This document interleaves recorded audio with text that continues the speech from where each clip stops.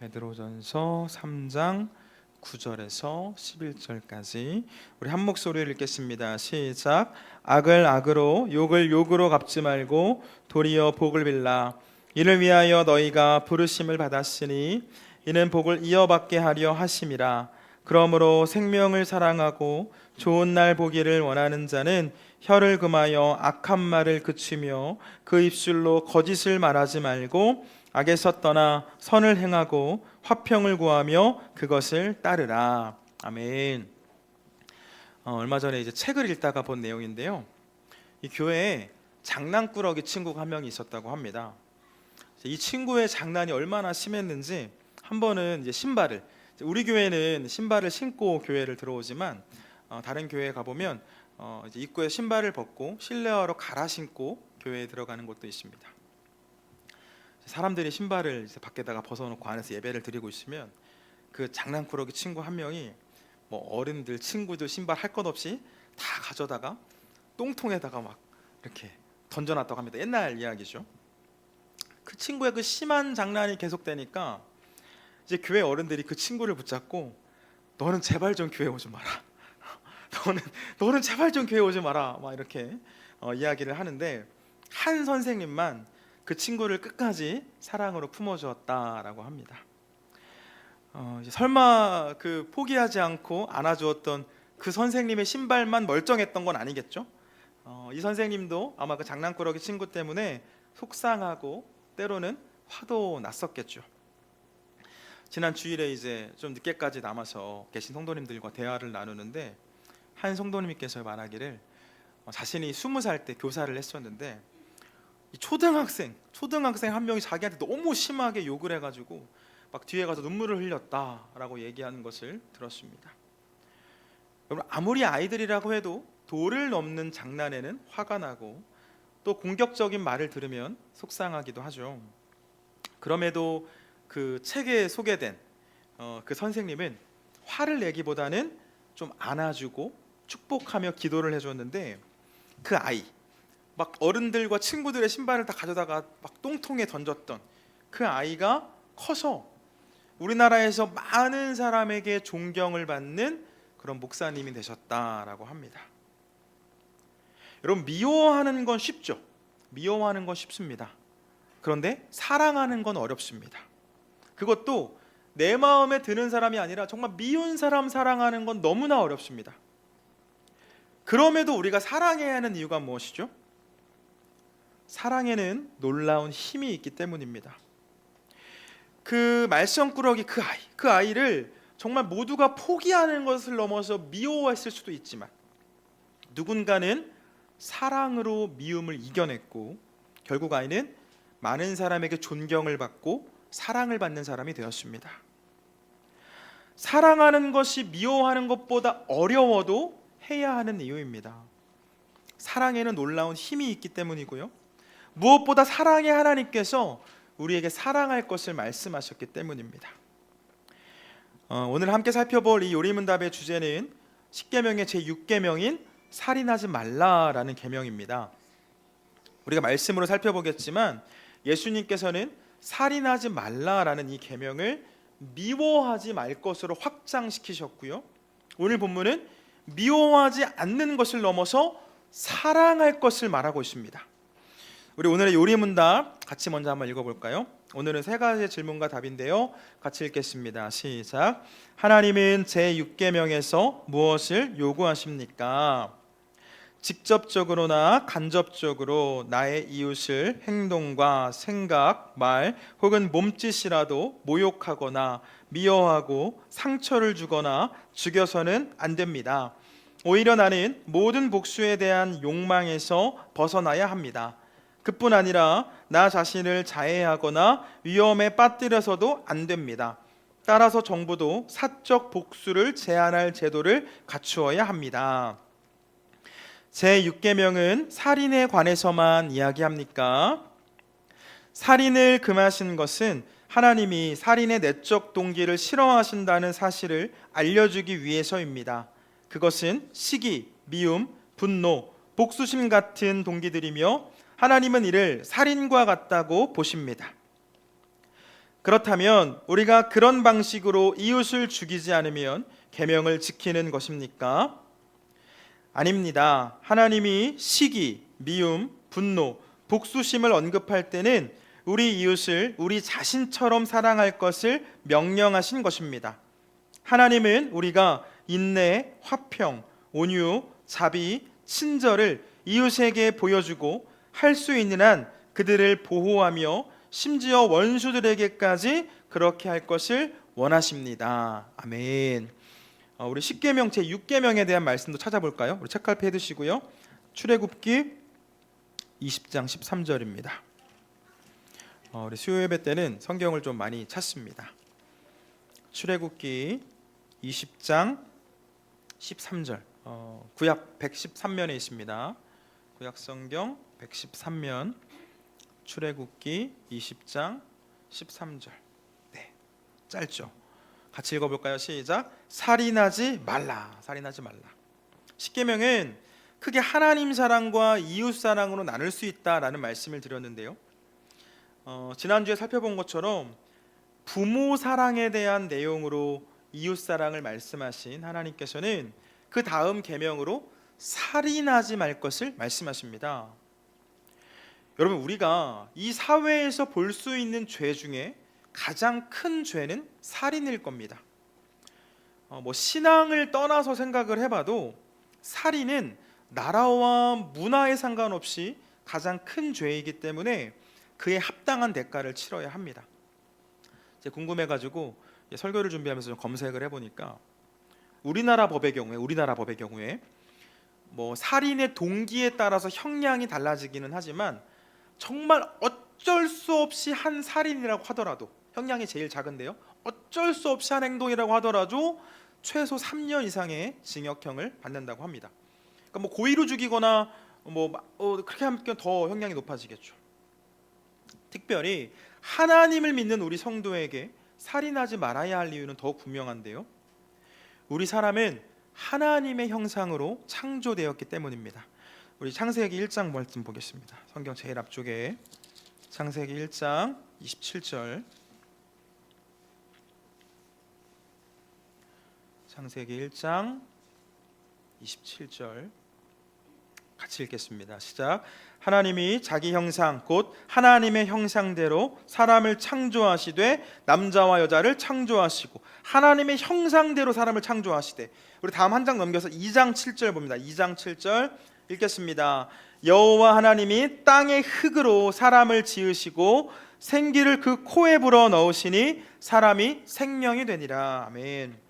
하나님께서는 우리 사람을 만드실 때 하나님의 형상으로 창조하셨습니다. 이곳에 우리 모두는 하나님의 형상을 하고 있는 인격체다라는 거죠. 또 2장 말씀으로 읽은 것처럼 하나님께서는 우리에게 생기를 주심으로 생령이 되게 하셨습니다. 성경 공부 때 배웠던 내용인데 좀 기억나실까요? 우리말에 이 생기로 번역된 단어는 니쉬마라는 단어입니다. 니쉬마, 원어로 니쉬마. 그런데 이 단어는 숨을 말할 때, 숨을 의미하는 단어인데요, 숨뿐만이 아니라 영혼, 그 영을 말할 때도 사용되는 단어입니다. 즉 하나님께서 사람을 창조하실 때 당신의 영혼을 우리에게 주심으로써 생명, 살아있는 존재가 되게 하셨다라는 거죠. 여러분, 하나님의 형상에 하나님의 영으로 창조된 우리는 하나님과 교제하면서 하나님 찬양하고 하나님을 경배해야 하는 존재이고요, 그래서 우리는 이 피조 세계 안에서 그 무엇보다 존귀한 존재입니다. 그렇기 때문에 누군가를 죽이는 일은 그 어떤 죄보다 크게 여겨지는 것이 당연하겠죠. 여러분, 이 살인 금지 계명은 이웃을 살인하지 않는 것뿐만이 아니라 나 자신을 죽이는 행위도 금지됩니다. 오늘날 스스로 목숨을 끊는 사람들이 너무나 많죠. 연령별 자살률이 우리나라가 세계 1등이라고 합니다. 특정 연령이 아니라 10대, 20대, 30대, 40대, 50대, 60대, 70대 연령별 자살률이 1등이라고 합니다. 제가 얼마 전 봤던 자료에서 올해 시작된 지 얼마 안 됐잖아요. 지금 한 달밖에 안 됐는데 이미 많은 사람이 죽었다고 하는데, 찾아보니까 최근 10년 동안 자살한 숫자의 그 수가 가장 적은 연도에도 12,000명을 넘어섭니다. 그러니까 한 달에 1,000명 이상은 스스로 목숨을 끊는 거죠. 얼마나 사는 게 힘들면 스스로 목숨을 끊을까라는 생각을 하게 됩니다. 사랑하는 여러분, 우리는 소유나 환경, 형편에 상관없이 존귀한 존재라는 것을 잊어서는 안 됩니다. 누군가 우리에게 돈을 준다고 할 때, 여러분한테 돈을 이렇게 준다고 할 때 조금 구겨진 지폐라고 해서 안 받지 않죠. 한번 생각해 볼까요? 여러분들이 아는 가장 큰 단위의 돈이 얼마인가요? 단위 100원? 100원이 제일 커요? 우리 100억이라고 해볼까? 100억? 누가 우리한테 100억 원의 돈을 준다고 할 때, 100억 원 100억 원의 수표를 준다고 할 때 그 돈이 구겨져 있든 좀 더러운 게 묻어 있든 그게 무슨 상관입니까? 그죠? 주면 받아야죠. 가치는 변하지 않습니다. 감사한 마음으로 받아야 하지 않겠습니까? 여러분, 우리는 10억, 20억과 비교할 수 없는 존재죠. 살다 보면 때로는 내 삶이 구겨진 것처럼 느껴지고 더러운 게 묻은 것처럼 느껴질지 모르지만 그럼에도 우리는 존귀한 사람입니다. 바라기는 스스로의 삶에 만족하지 못하는 순간이 찾아오더라도 나 스스로를 사랑하는 저와 여러분 되길 주님의 이름으로 축복합니다. 여러분, 기억할 것은 내가 소중한 만큼 다른 사람도 소중하다는 사실입니다. 나뿐만 아니라 내 옆에 있는 우리의 이웃도 하나님의 형상으로 창조되었고 그 사람도 하나님과 교제하는 존재입니다. 이 울타리 안에 있는 양이나, 우리 큐티 하고 계시죠? 어제 오늘 이제 이 말씀 하고 있는데, 울타리 안에 있는 양이나 울타리 밖에 있는 양이나 그 목자의 돌봄이 필요한 것처럼 구원받은 우리뿐만이 아니라 아직 구원받지 못한 사람들 역시 하나님께서는 사랑으로 바라보고 계십니다. 때문에 숨을 끊는 것뿐만이 아니라 인격을 무너뜨리는 일도 해서는 안 되겠죠. 우리 사회를 보면 이 입술로 사람을 죽이고 펜으로 사람을 죽이는 일이 얼마나 많습니까? 꼭 연예인들뿐만이 아니라 그 다른 사람들로부터 모욕적인 말을 들어서 스스로 목숨을 끊는 사람들이 있죠. 많습니다. 여러분, 우리 법에서는 악플이나 혹은 모욕이 살인보다 형량이 적을지는 모르지만 하나님 보시기에는 똑같은 살인일 수 있습니다. 뒷담을 하는 일, 뒤에서 다른 사람을 이야기하고 욕하는 일 피해야 하겠죠. 살인과 같은 결과를 낳을 수 있기 때문입니다. 요즘은 사용하지 않는 단어이지만 제가 학교 다닐 때 처음 왕따라는 말이 나왔는데요. 그 왕따라는 말이 나올 때 여러 종류의 그 따돌림에 대한 말들이 나왔는데 은따라는 단어 있습니다. 은따, 은근히 따돌린다라는 단어겠죠. 직접적으로 가서 욕을 하거나 폭행을 하는 게 아니라 그저 그냥 무시하고 거리를 조금 두는 것인데, 이런 따돌림도 사람을 죽게 만들기도 하죠. 은따라는 말을 지금 사용하고 있지는 않지만 그와 같은 일들은 여전히 볼 수 있습니다. 문제는 학교에서만 볼 수 있는 일은 아니라는 겁니다. 물론 학교에서도 있어서는 안 될 일인데 다 큰 성인들이 있는 공동체에서도 지속적인 따돌림이나 혹은 무시로 인해서 죽는 사람들이 나오지 않습니까? 여러분, 나중에 우리 천국 가서 하나님 만났을 때, 하나님, 저는 따돌리려고 그런 게 아니고요, 저는 그냥 나랑 친한 사람이랑만 대화하고 그냥 그 사람이랑만 같이 식사했을 뿐입니다 라고 말하기에는 부끄러울 수 있겠죠. 우리는 우리가 속한 공동체 안에 혹시 소외된 사람은 없는지, 다른 사람들과 다른 친구들과 못 어울리는 친구들은 없는지를 돌아봐야 하고, 만약에 그런 친구가 있다면 용기 내어서 먼저 다가가는 사람이 되기를 축복합니다. 사랑으로 사람을 살리고 공동체를 살리는 일들이 계속될 때 이 땅에는 온전한 하나님의 나라가 서게 될 줄 믿습니다. 설교를 시작하며 말씀을 드린 것처럼 제 6계명은 살인하지 말라라는 아주 간단하지만 주님께서는 이 계명을 확장시키셨습니다. 우리 말씀 좀 찾아보겠습니다. 마태복음 5장입니다. 마태복음 5장 21절, 22절 두 절 말씀 봅니다. 마태복음 5장 21절과 22절 같이 읽어볼까요? 시작. 옛사람에게 말한 바 살인하지 말라, 누구든지 살인하면 심판을 받게 되리라 하였다는 것을 너희가 들었으나 나는 너희에게 이르노니 형제에게 노하는 자마다 심판을 받게 되고 형제에 대하여 라가라 하는 자는 공회에 잡혀가게 되고 미련한 놈이라 하는 자는 지옥불에 들어가게 되리라. 여기 라가는 유대의 욕인데요, 예수님 이렇게 말씀하신 겁니다. 너희들 살인하면 내가 심판할 거라는 말 분명히 들었지? 내가 분명하게 이야기하는데 형제에게 욕하는 사람들, 다른 사람에게 욕하는 사람들도 지옥불에 들어가게 될 거야 라고 말씀하셨습니다. 심지어 예수님께서는 만약 예배 전에 다른 사람과 싸우고 왔으면, 싸운 사람이 있으면 먼저 가서 화해하고 돌아와서 예배할 것을 말씀합니다. 우리 다음 주에 살펴보겠지만 예수님은 마음으로도 죄짓지 말 것을 말씀하셨는데요, 여러분 우리가 마음으로도 다른 사람을 미워하지 말아야 되는 이유가 무엇입니까?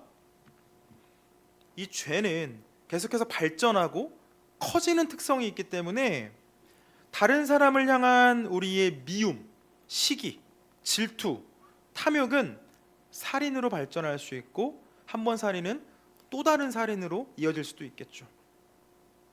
그렇기 때문에 예수님께서는 우리 성도님들이 이 소극적인 실천, 곧 미워하지 않는 것으로 끝나는 것이 아니라 적극적으로 사랑하며 살 것을 말씀하신 것입니다. 우리 본문으로 읽었던 말씀도 다시 한번 볼까요? 책갈피 해두셨죠?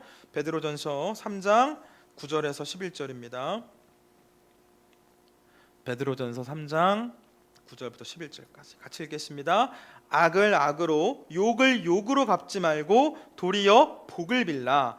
이를 위하여 너희가 부르심을 받았으니 이는 복을 이어받게 하려 하심이라. 그러므로 생명을 사랑하고 좋은 날 보기를 원하는 자는 혀를 금하여 악한 말을 그치며 그 입술로 거짓을 말하지 말고 악에서 떠나 선을 행하고 화평을 구하며 그것을 따르라. 아멘. 여러분, 복수는 복수를 낳는다라고 이야기하지 않습니까? 우리 아이들이 노는 것만 봐도 알 수가 있죠. 한 명이 실수로든 일부로든 옆에 있는 친구를 때리면 그 옆에 있는 친구가 어떻게 하죠? 그 옆에 있는 친구도 같이 때리죠. 그럼 한 대씩 때렸으니까 끝나야 되는데 어떻게 하나요? 맞은 친구가 다시 때립니다. 서로 때리고 때리기를 반복하는 거죠. 언제까지 하나요? 부모님이나 선생님이 올 때까지. 그만해 라고 누군가가 말릴 때까지 서로 한 대씩 주고 받는 거죠. 여러분, 복수는 복수를 낳습니다. 그래서 성경은 어떻게 말씀하고 있습니까? 악을 악으로 갚지 말고 욕을 욕으로 갚지 말 것을 지금 말씀하고 계시죠. 악으로 다가오더라도 도리어 복을 빌라고 이야기하고 있습니다. 그 사람에게 선을 행하고 화평을 구할 것을 말씀하시죠. 어떻게 그렇게 할 수 있죠? 여러분, 어떻게 그렇게 할 수 있습니까? 나에게 욕하는 사람에게 어떻게 선으로 대할 수가 있습니까? 내가 복받았다라는 것을 아는 사람은 그렇게 할 수 있습니다. 나는 하나님 앞에 범죄했지만 하나님의 속을 상하게 했고 하나님 말씀마다 불순종하는 죄를 지었지만 하나님께서는 그런 나를 벌하지 않으시고 사랑하사 구원해 주셨음을, 즉 하나님으로부터 내가 이미 복받았다라는 것을 아는 사람은 그 복을 이어갈 수가 있습니다. 사랑받을 자격이 없는 내가 사랑받았음을 아는 사람은 사랑받을 자격이 없는 사람을 사랑할 수 있다는 거죠. 우리 9절 말씀 3장 9절 한 번 더 읽어볼까요? 같이 읽겠습니다. 시작. 악을 악으로 욕을 욕으로 갚지 말고 도리어 복을 빌라. 이를 위하여 너희가 부르심을 받았으니 이는 복을 이어받게 하려 하심이라. 아멘. 말씀 정리합니다. 여러분, 정말 너무 미운 사람이 있으면 어떻게 될까요? 너무 미운 사람. 이 법적으로 문제가 되면 이 사람 법으로 심판을 받게 하면 되는데 그 정도는 아니지만 진짜 계속해서 나한테 너무 못되게 굴어서 이 존재 자체로 얄미운 사람, 같은 공간에 있는 것조차 그 싫은 사람이 있을 수도 있지 않습니까? 여러분, 그럴 땐 그 사람을 위해서 무엇보다 나를 위해서 기도하시길 바랍니다. 여러분, 정죄하는 건 우리의 일이 아닙니다. 우리의 일은 오직 사랑이죠. 사랑. 정죄는 하나님의 영역입니다. 악에 대한 진노는 우리가 하나님께 맡겨야 합니다. 로마서 12장 19절 말씀 좀 볼까요? 신약성경 로마서 12장 19절. 거의 다 끝났어요. 256쪽. 신약성경 256쪽. 로마서 12장 19절. 로마서 12장 19절 같이 읽겠습니다. 시작. 내 사랑하는 자들아, 너희가 친히 원수를 갚지 말고 하나님의 진노하심에 맡기라. 기록되었으되 원수 갚는 것이 내게 있으니 내가 갚으리라고 주께서 말씀하시느니라. 아멘. 여러분, 성경은 분명하게 말씀하고 있습니다. 원수는 우리가 갚을 것이 아니라 하나님께서 갚아주십니다. 우리가 지금 읽은 말씀에 기록되었으되라는 말이 있죠. 기록되었으되. 이 기록된 말씀은 신명기 32장 35절 말씀 가리키는데요. 제가 읽어드릴게요. 그들이 실족할 그때에 내가 보복하리라. 그들의 환난 날이 가까우니 그들에게 닥칠 그 일이 속히 오리로다. 여러분, 악에 대한 보복, 악에 대한 판결은 하나님께서 해주십니다. 그래서 바라기는 복수는 또 다른 복수를 낳는다는 것을 기억하셔서 악에 대한 판결은 하나님께 맡기시길 바랍니다. 그때 하나님께서 보시고, 공의 하나님께서 보시고 그 악에 대한 합당한 판결을 내려주실 줄 믿습니다. 우리가 해야 할 것은 오직 사랑입니다. 오직 사랑. 이 부드러움이 강함을 이긴다는 말이 있는 것처럼 사랑이 미움을 이깁니다. 우리가 꼭 계명을 지키기 위해서가 아니라 내가 받은 그 사랑을 기억하며 사랑할 때, 내가 받은 용서를 기억하면서 용서하는 일이 반복되어질 때 하나님께는 영광을 돌리고 이웃들에게는 기쁨을 주며 우리가 있는 자리마다 하나님의 나라가 서게 될 줄 믿습니다. 그렇게 이 땅에서도 하나님의 나라를 누리며 살아가는 저와 여러분 되길 주님의 이름으로 축원드립니다.